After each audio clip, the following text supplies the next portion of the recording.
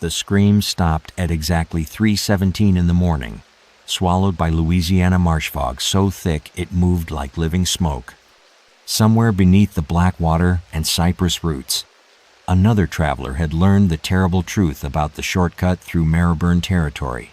This isn't just another forgotten family feud or backwoods murder spree. This is the story of how an entire bloodline turned systematic killing into a way of life that haunted the bayous for generations. The year 1807 found Louisiana caught between empires, a wild territory where Spanish moss draped secrets and French trappers whispered warnings around campfires. The Natchez Trace stretched like a lifeline through untamed wilderness, carrying merchants, settlers, and fortune seekers toward New Orleans. But there was another route, a whispered shortcut that promised to cut days off the treacherous journey. Those who took it entered a maze of waterways where the Marrowburn clan had built their empire on bones. Before we dive deeper into this nightmare, drop a comment telling us where you're watching from and what time it is there right now. And if this story grips you like it's gripped us, hit that like button and subscribe, because what we're about to uncover gets so much darker. Obedient Marrowburn stood 6 feet 4 inches in his bare feet, with hands that could snap a man's neck like kindling and eyes the color of swamp water. Born into a family that had been working these marshes since before Louisiana belonged to anyone, he'd learned early that the bayou provided everything if you knew how to take it. His grandfather had shown him the old ways, how to read the water, where to build the platforms, and most importantly, how to make people disappear without leaving traces for the authorities to follow. The Marrowburn compound squatted on a finger of solid ground, surrounded by channels that shifted with every tide. Weathered cypress boards formed a main house where Spanish moss hung like funeral veils, and the air tasted of decay and iron. The constant splash of water against wooden pilings, mixed with the grunt and squeal of hogs, dozens of them, kept in pens that stretched back into the darker reaches of the property. Visitors noticed the smell first, something sweet and rotten that clung to the back of the throat and refused to leave. Journal entry October 15th, 1807. The shortcut saves us near a week, but the locals in Baton Rouge speak of it in whispers. Some nonsense about families who've forgotten civilized ways. Surely tales to frighten children. The system Obedient had inherited was elegant in its simplicity. Travelers seeking the faster route would find carefully placed markers leading them deeper into the maze. When the path inevitably led to what appeared to be an impassable stretch of water, helpful locals would appear with boats and warm smiles. The crossing looked routine, just another ferry service in a land crisscrossed with waterways, but the boats never reached the other side. What made the Marrowburns different from common bandits was their patience. They didn't simply rob and kill, they studied their prey. Obedient could spot a wealthy merchant by the quality of his boots, identify a man traveling alone by the way he carried his rifle, and determine how long someone would be missed by listening to their stories around evening fires. The family had turned murder into a science, complete with detailed records of their victims' belongings, travel routes, and the exact methods that proved most effective. The hogs never refused a meal, but 1807 brought changes that would test even the Marrowburns' careful methods. The Louisiana Purchase had drawn federal attention to previously forgotten corners of the territory. Surveyors, tax collectors, and territorial officials began appearing on routes that had once belonged entirely to local families. More dangerous still, some travelers were beginning to ask uncomfortable questions about the growing number of people who entered the Bayou country but never emerged. Lionel Brambleforty represented everything the Marrowburns had learned to hate about the changing world.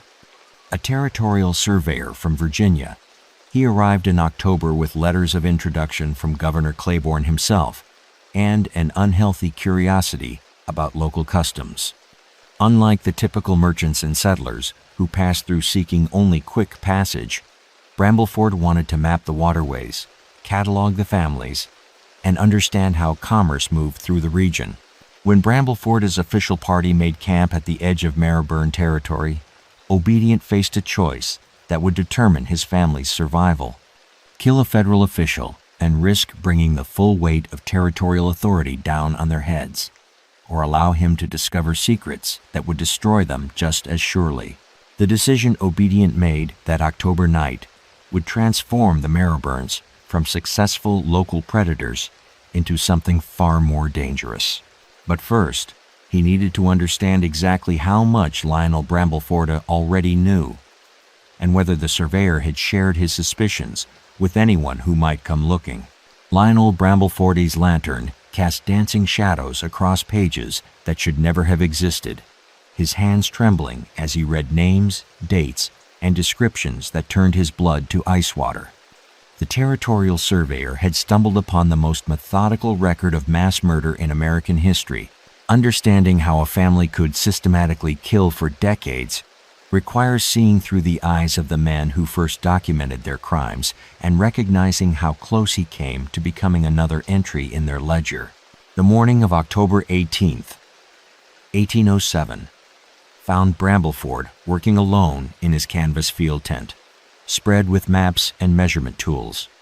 The sound of water lapping against cypress stumps mixed with the distant grunt of feeding hogs, while morning mist carried the metallic tang that seemed to permeate everything in Marylebone territory.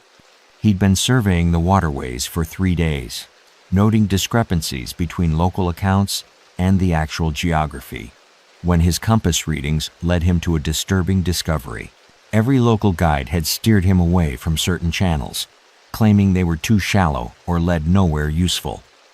But Brambleforte's instruments told a different story. These supposedly impassable routes formed a perfect network for moving goods or people without detection. More troubling still, his careful measurements revealed artificial modifications to the waterways. Someone had been engineering these channels for purposes that had nothing to do with legitimate commerce. The locals speak of the Marylebones with a deference that borders on fear. When I inquire about their business, conversations halt mid-sentence. Brambleforte's field notes, October 17, 1807. The breakthrough came when Brambleforte discovered the cache. Hidden beneath a rotting dock platform, wrapped in oiled leather and weighted with stones, lay a metal strongbox that had clearly been meant for the bottom of the swamp. Inside, Quentin Ashenhurst had kept meticulous records spanning 23 years of the family operation.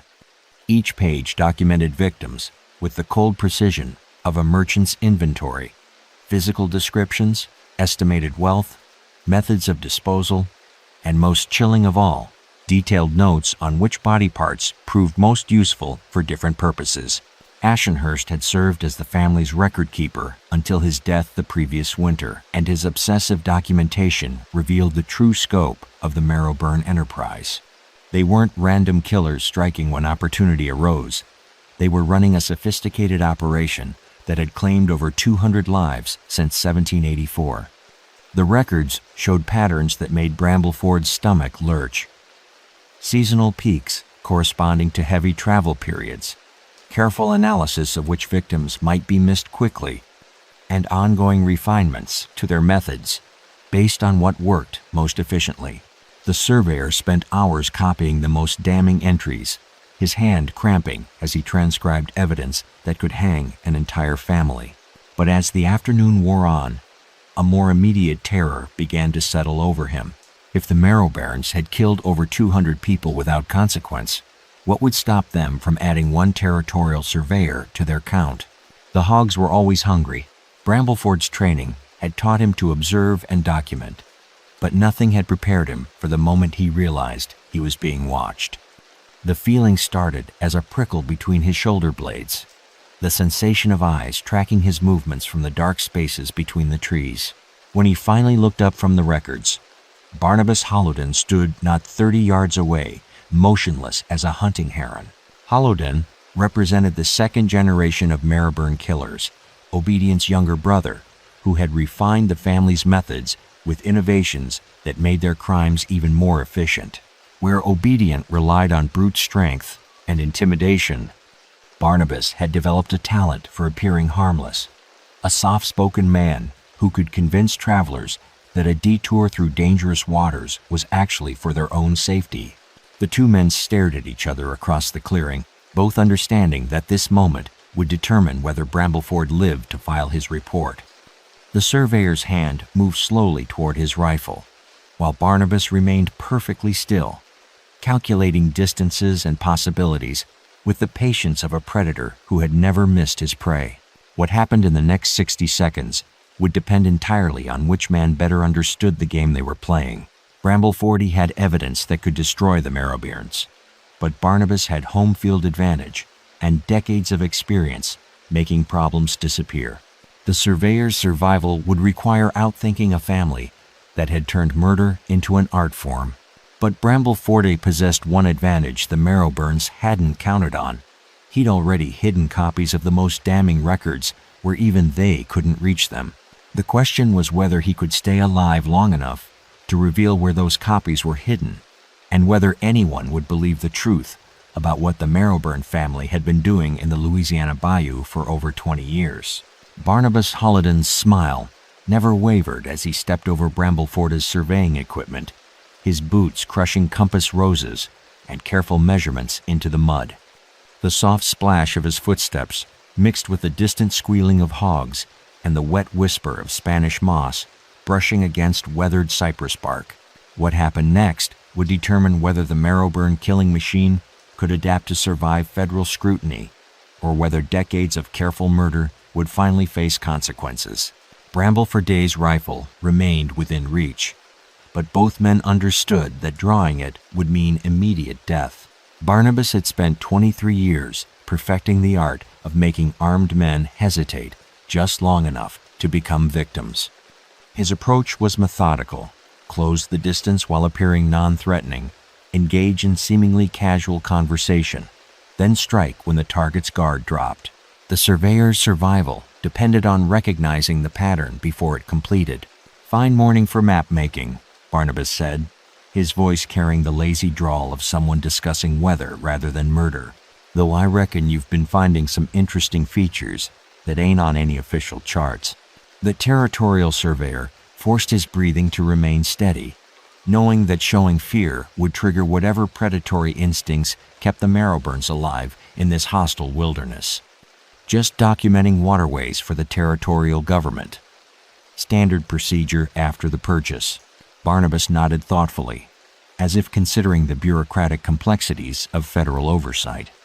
But his eyes never stopped calculating angles and distances.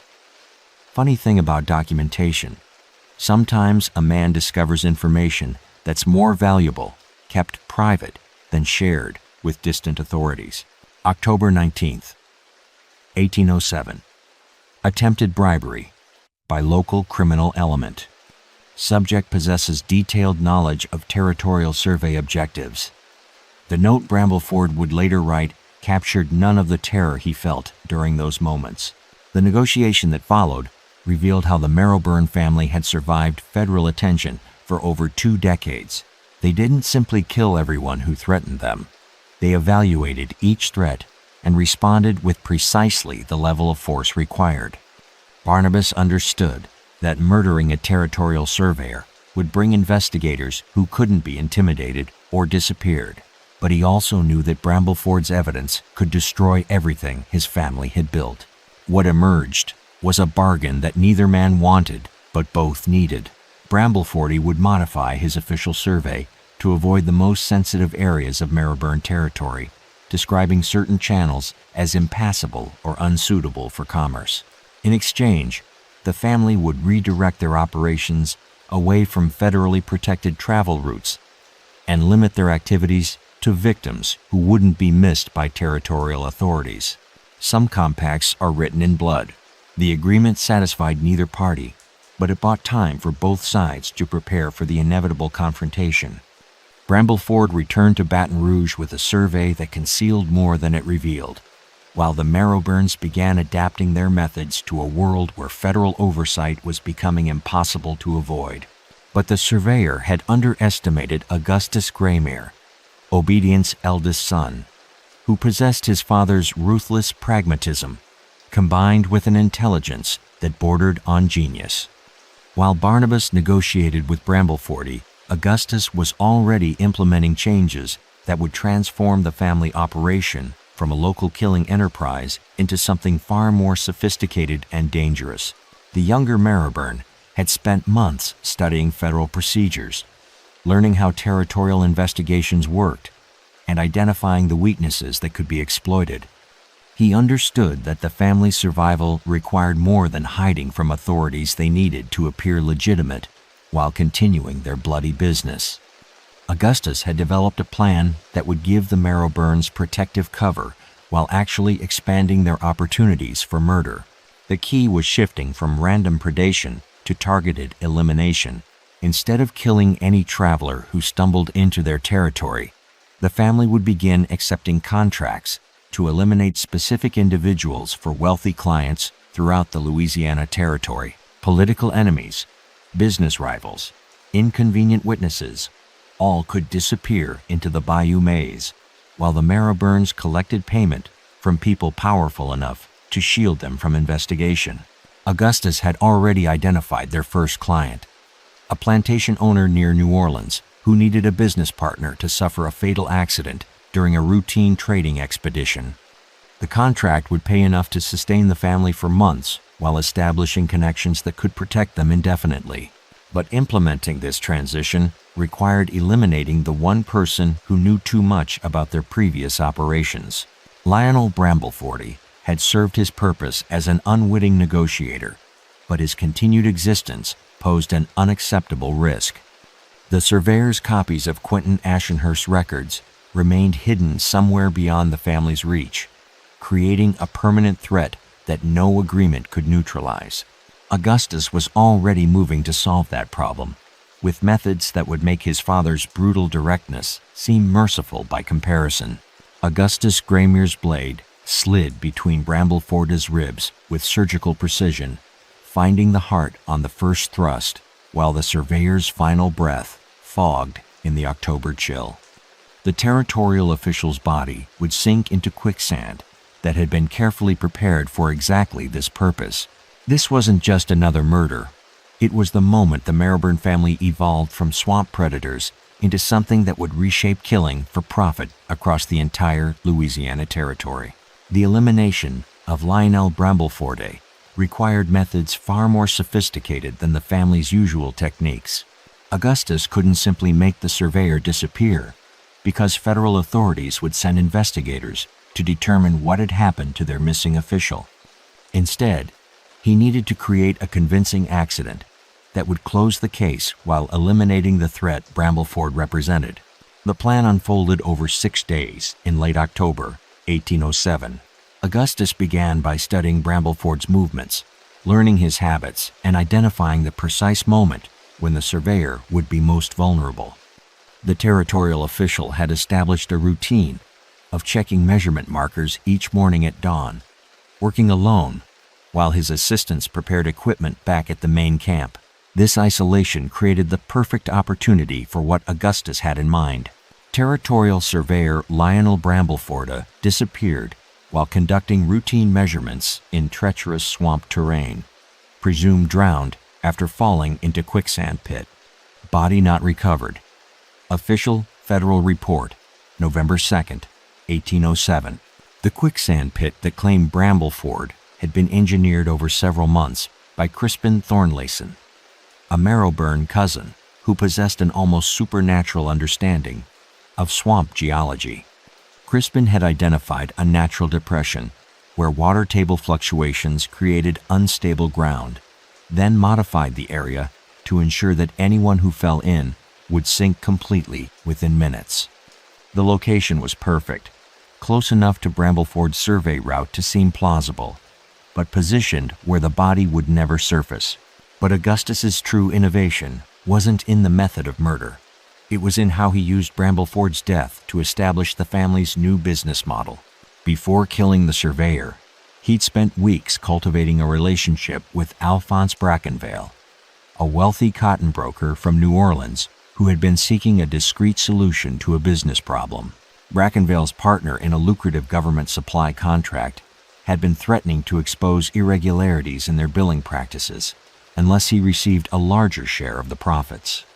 The partner possessed documents that could destroy both men's reputations and land them in federal prison. Traditional legal remedies were impossible since the evidence of wrongdoing was overwhelming. What Brackenvale needed was for his partner to suffer a fatal accident during a routine business trip. Augustus had positioned himself perfectly to provide this service. As word spread that the territorial surveyor had tragically drowned in the treacherous swamp terrain, potential clients would understand that the Marrowburns could arrange convincing accidents for problematic individuals. The surveyor's death served as both elimination of a threat and advertisement for future business. Death had become their calling card. The transition from random predation to contract killing required restructuring the entire family operation. Where Obedient had relied on brute force and opportunistic violence, Augustus implemented systematic procedures that could handle multiple clients simultaneously while maintaining plausible deniability for each elimination. Percival Windlemark, another Marrowburn cousin, was assigned to develop intelligence networks throughout the Louisiana Territory. His job was identifying wealthy individuals who might need discreet elimination services while gathering information that could be used to ensure client loyalty. Windlemark possessed a talent for inserting himself into social circles where desperate people discussed problems they couldn't solve through legal means. The family's geographic advantages made them ideal for this new business model. Their territory controlled access to multiple trade routes between New Orleans and the Mississippi River settlements. Merchants, planters, and government officials regularly traveled through areas where the Marrowburns could arrange accidents that would never be questioned by distant authorities. More importantly, the family's decades of experience had taught them exactly how to make bodies disappear permanently. The hog operation that had served them so well for random killings could be expanded to handle the increased volume that contract work would generate. No evidence, no witnesses, no traces that could ever be connected to paying clients. Augustus's first contracted elimination was scheduled for December, when Brackenvale's business partner would travel through Marrowburn territory carrying documents related to their government supply arrangement.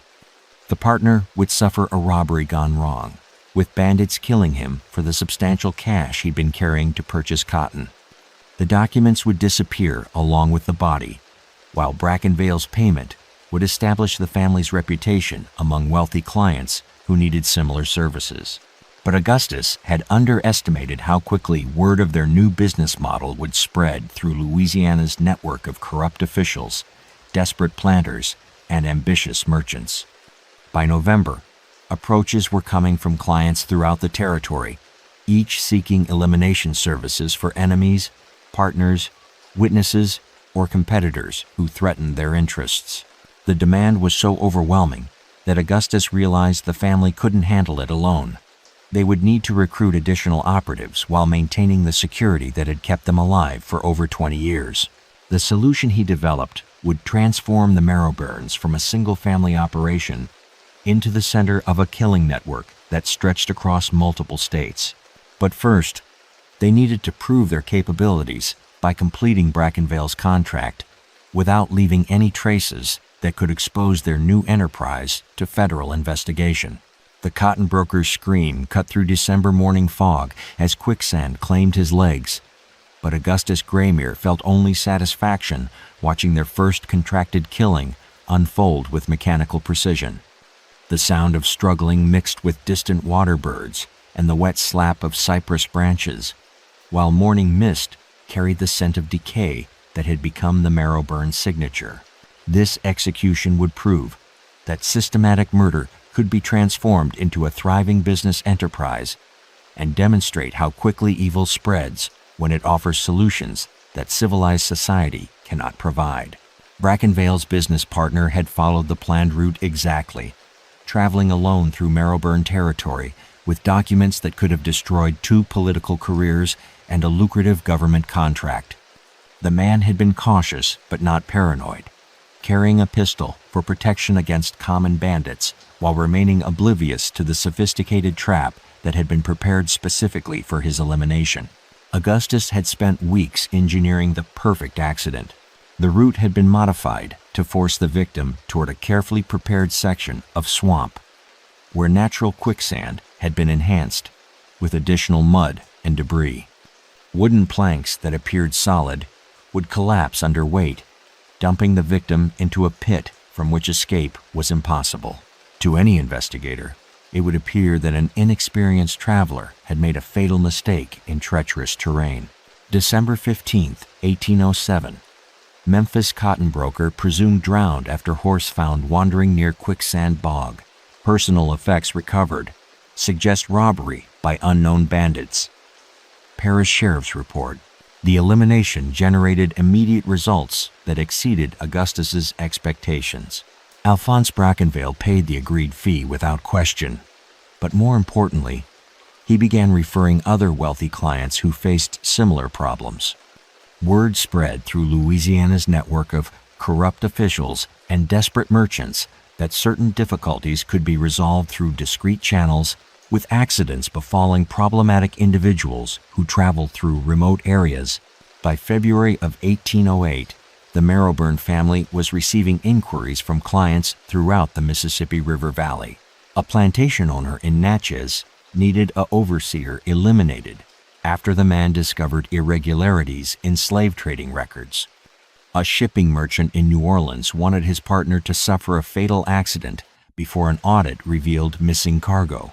A territorial judge required the permanent silence of a witness who could expose his involvement in land fraud schemes.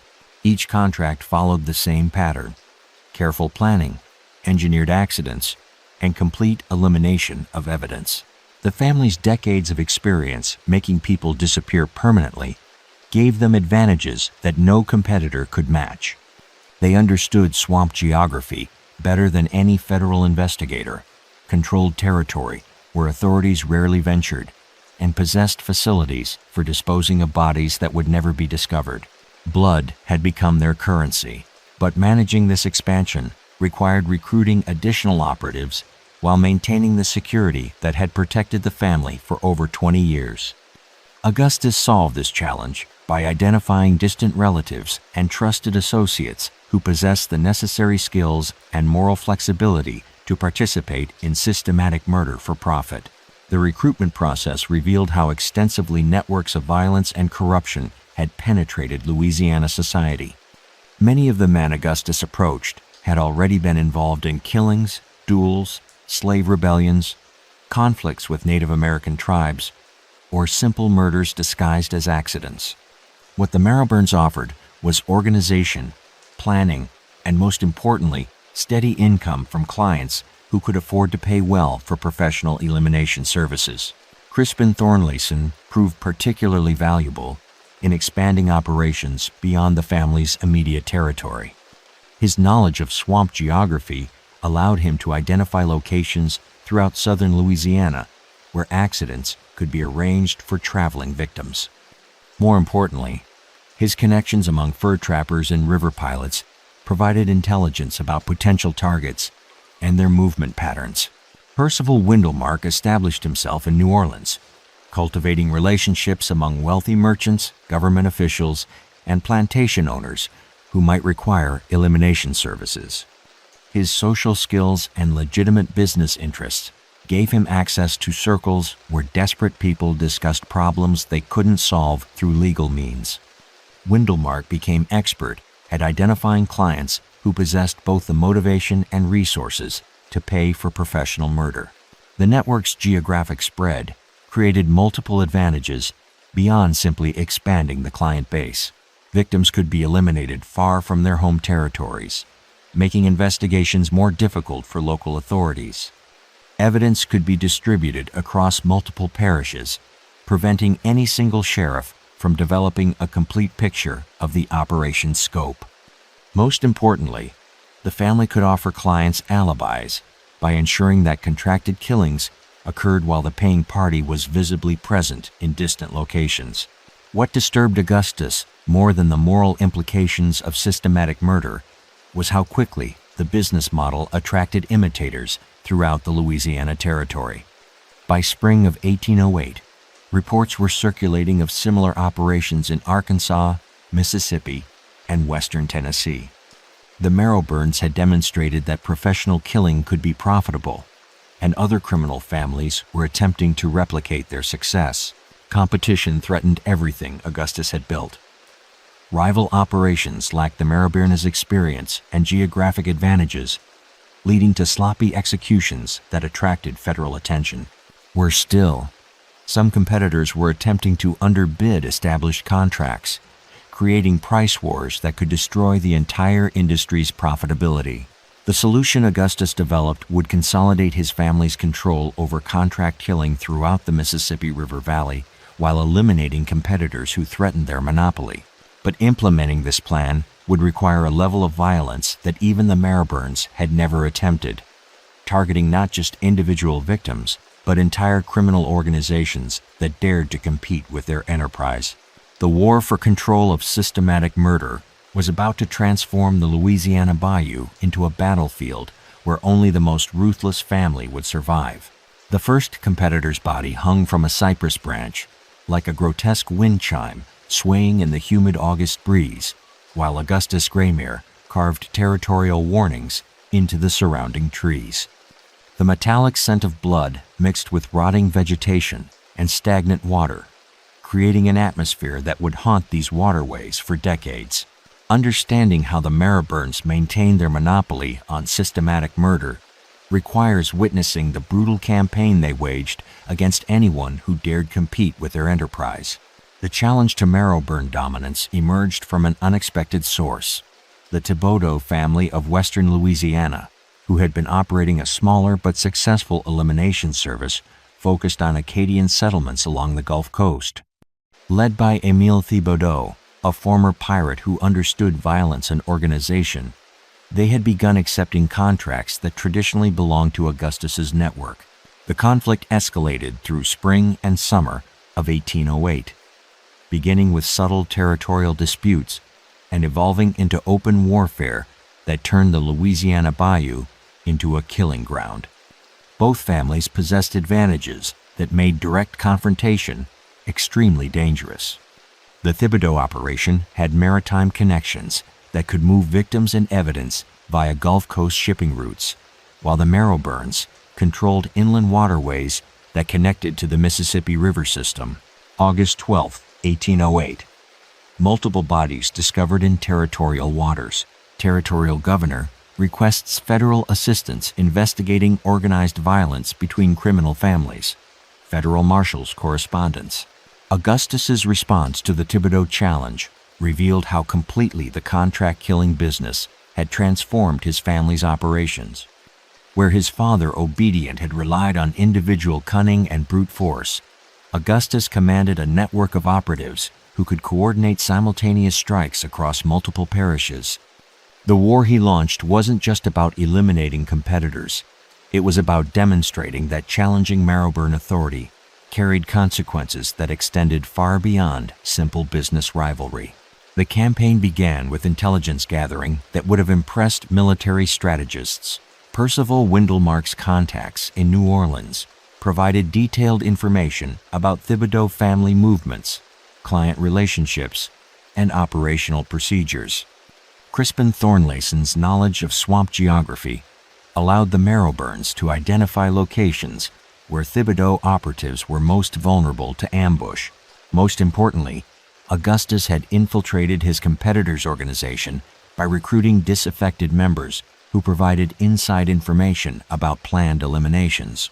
The first major engagement occurred in late June, when a Thibodeau team attempted to eliminate a New Orleans merchant who had been promised protection by the Marrowburns. Augustus's operatives intercepted the competing killers at a predetermined location, turning what should have been a routine contract execution into a deadly trap that eliminated 3 Thibodeau family members while sending a clear message about territorial boundaries. Terror had rules that demanded enforcement, but Émile Thibodeau proved more resourceful than Augustus had anticipated. Rather than retreating from direct confrontation, He escalated the conflict by targeting Marrowburn family members and their most valuable clients. The strategy was designed to force Augustus into defensive positions, while demonstrating that the Thibodeau's organization possessed the capability to strike anywhere in Louisiana territory. The turning point came when Thibodeau operatives eliminated Alphonse Brackenvale, the cotton broker whose contract had established the Marrowburn reputation for professional killing. Brackenvale's death wasn't just murder. It was a calculated attack on Augustus's credibility that threatened to destroy client confidence in Marrowburn protection services. If the family couldn't protect their most prominent supporter, potential clients would question whether they could deliver on promises of security and discretion. Augustus's retaliation demonstrated why the Marrowburn family had survived in Louisiana's violent wilderness for over 20 years. Rather than simply killing Émile Thibodeau, he orchestrated the systematic destruction of the entire competing organization through a series of coordinated strikes that eliminated key operatives, disrupted client relationships, and captured financial resources that funded their operations. The campaign required 3 months of careful planning and brutal execution. Marrowburn operatives infiltrated Thibodeau's safe houses, eliminated isolated family members, and intercepted communications that revealed the locations of hidden supply caches. More importantly, Augustus used his political connections to ensure that federal investigations focused on Thibodeau activities while ignoring Marrowburn involvement in the escalating violence. Field Report, September 30th, 1808. Thibodeau criminal organization appears to have collapsed following internal conflicts and territorial disputes. Surviving members presumed to have fled Louisiana territory.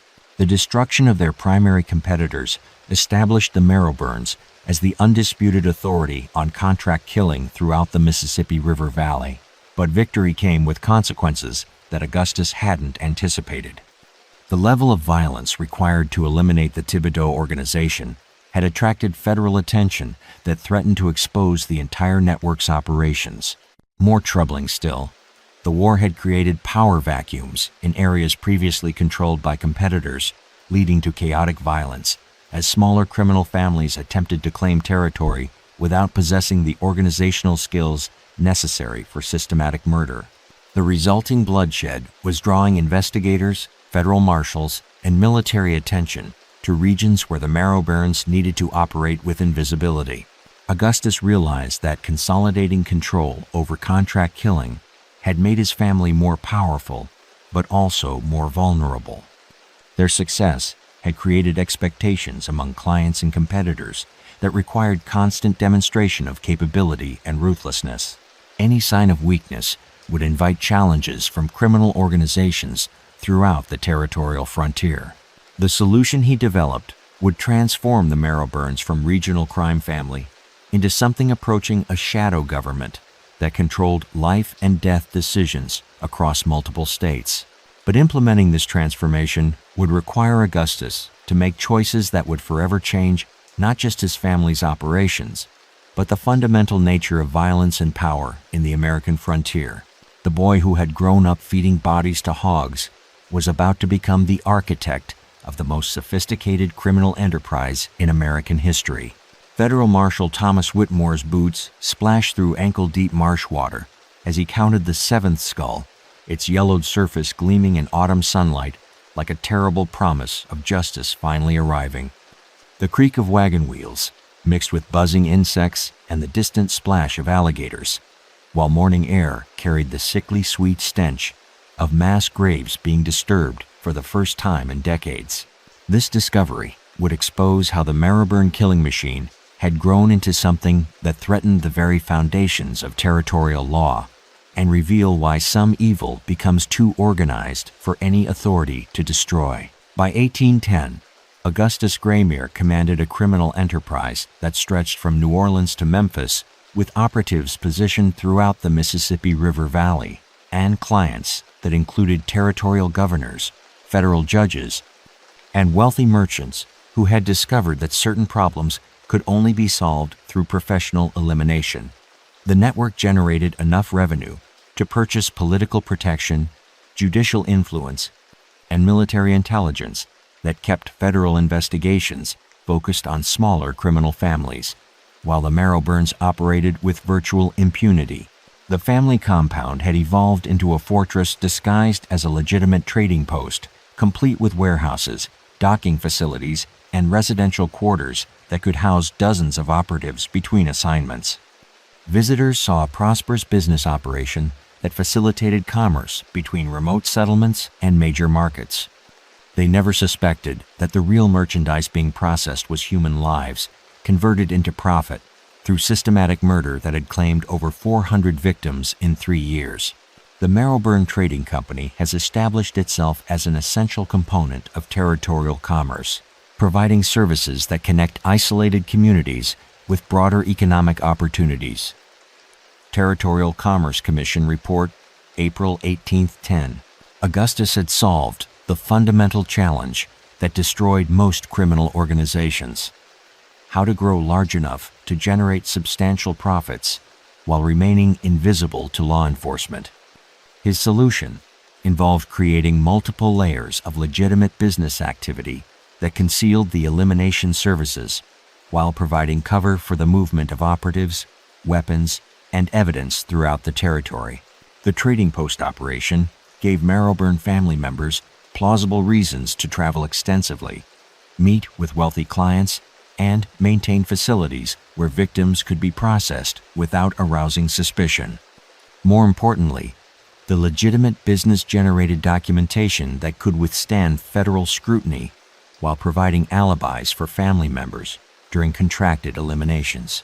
But the network's success had created new vulnerabilities that Augustus struggled to manage.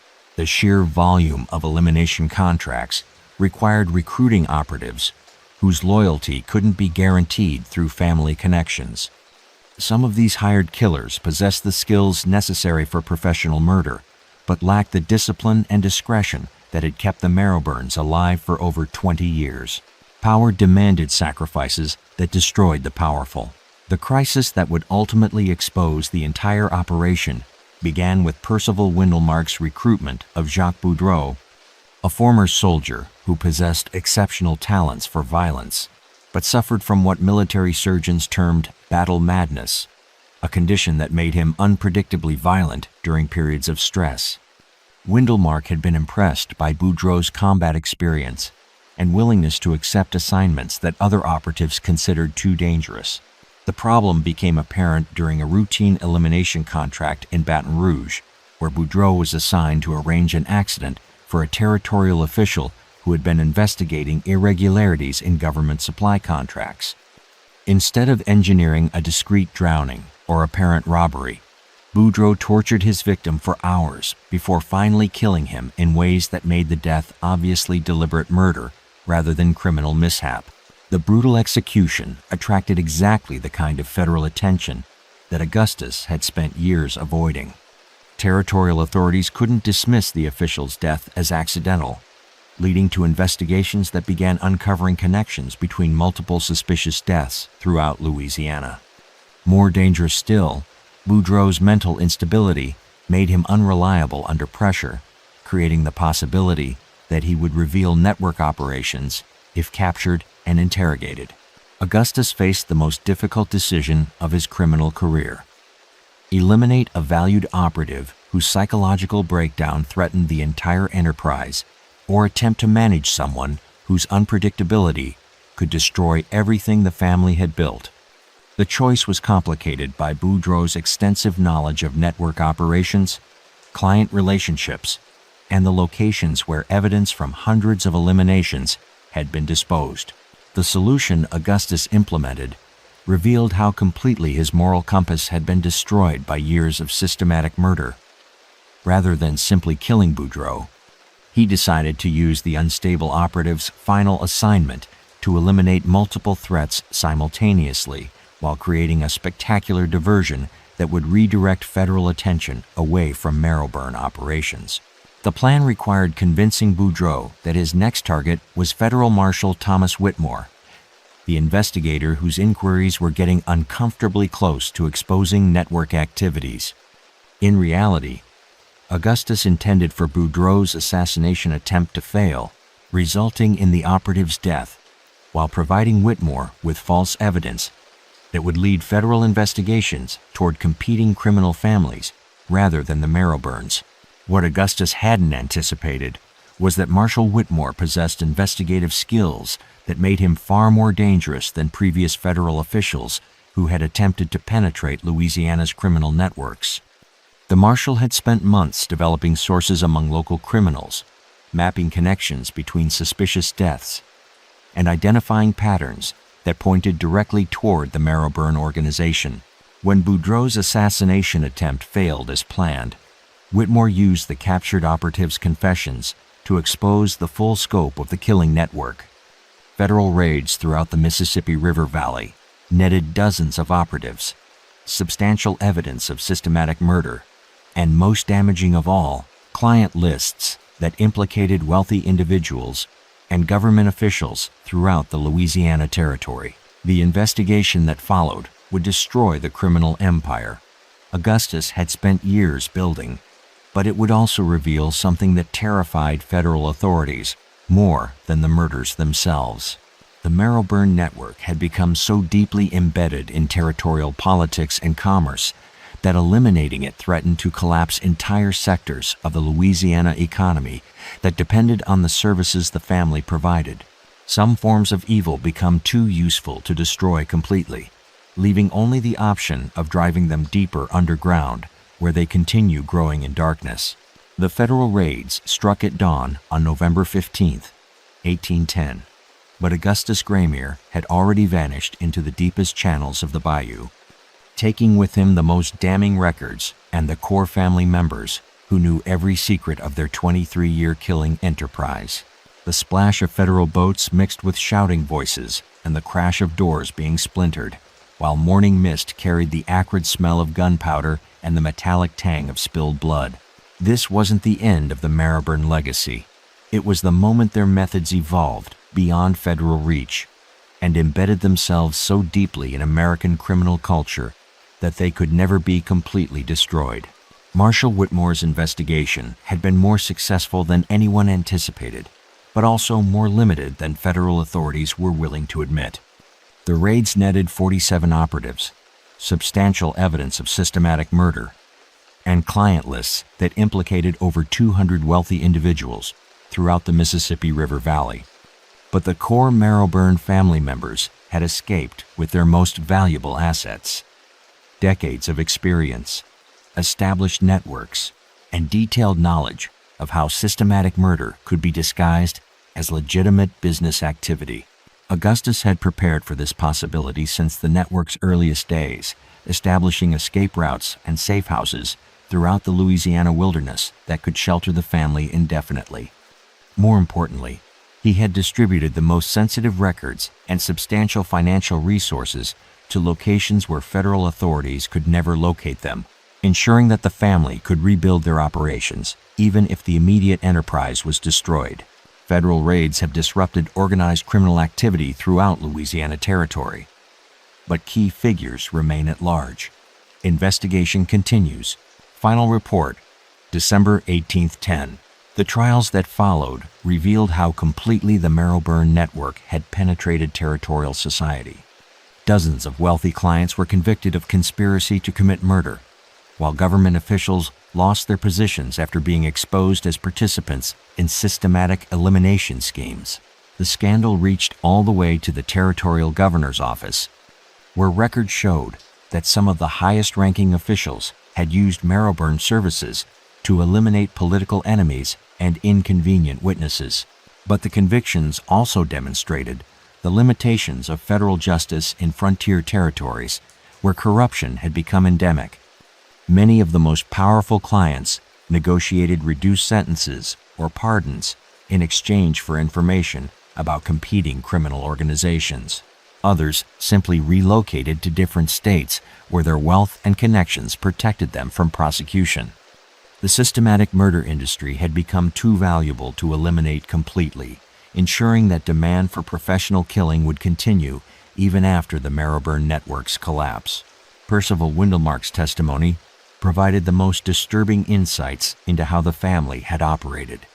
Under federal protection, he revealed that the Marrowburns had maintained detailed records of every elimination, including information about clients, methods used, and the locations where victims had been disposed.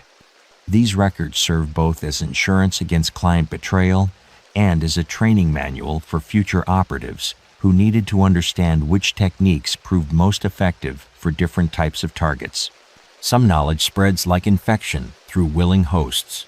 The manhunt for Augustus and the remaining family members continued for over 2 years, but federal authorities were hunting ghosts who had spent decades perfecting the art of invisibility. The Marrowburns had survived in Louisiana's wilderness by understanding terrain, weather patterns, and local populations better than any federal investigator. They possessed advantages that made capture virtually impossible. Safe houses that couldn't be located without local knowledge. Supply networks that operated independently of official commerce. And most importantly, skills that allowed them to eliminate anyone who threatened their security. Reports of Augustus Graymere surfaced periodically throughout the 18-teens and 1820s, always in connection with suspicious deaths that bore the hallmarks of professional elimination. A territorial judge in Arkansas, who had been investigating corruption among government contractors, was found drowned under circumstances that suggested deliberate murder. A wealthy plantation owner in Mississippi suffered a fatal accident after threatening to expose illegal slave trading operations. A federal marshal in Tennessee disappeared while investigating organized criminal activity. His body never recovered despite extensive searches. Each incident followed patterns that had become the Marrowburn signature: careful planning, engineered accidents, and complete elimination of evidence. But Augustus had learned from the network's exposure, developing new methods that made his continued operations virtually impossible to detect or prosecute. He worked alone or with family members whose loyalty was absolute, avoided written records that could be captured, and limited his activities to contracts that generated substantial payments while minimizing exposure to federal attention. The family's influence extended far beyond their personal survival. Former operatives who had escaped federal prosecution carried Marrowburn methods to criminal organizations throughout the frontier territories. The techniques Augustus had developed for systematic murder spread like a virus through America's criminal underground, establishing patterns of professional killing that would influence organized crime for generations. By 1830, federal investigators were tracking similar operations in over a dozen states, all bearing characteristics that suggested training or inspiration from the original Marrowburn network. The family had created something more dangerous than a criminal enterprise. They had proven that systematic murder could be profitable, teachable, and sustainable, even under federal pressure. The last confirmed sighting of Augustus Graymere occurred in 1847 when a New Orleans businessman who had been threatening to expose government corruption was found dead under circumstances that bore unmistakable signs of professional elimination. By then, Augustus would have been in his 70s, but federal investigators remained convinced that the original architect of systematic murder was still operating somewhere in the Louisiana wilderness. What terrified authorities more than Augustus's continued survival was the possibility that he had trained successors who could carry on the family tradition indefinitely. The Marrowburn methods had become a template that could be adapted to different territories, different clients, and different types of targets. Professional killing had evolved beyond any single family or organization, becoming a permanent feature of American criminal culture. The Bayou that had sheltered the Marrowburns for over 40 years kept its secrets, but whispers persist among Louisiana locals that some channels still echo with sounds that don't belong to any animal, and some fog still carries the scent of old violence that refuses to settle. Even today, genealogical researchers tracking Marrowburn family descendants report that certain bloodlines in rural Louisiana become hostile when questioned about their ancestors' activities, and several investigators have suffered accidents while researching family records in remote parish archives. We're only scratching the surface. The next case is even darker. Subscribe before it drops.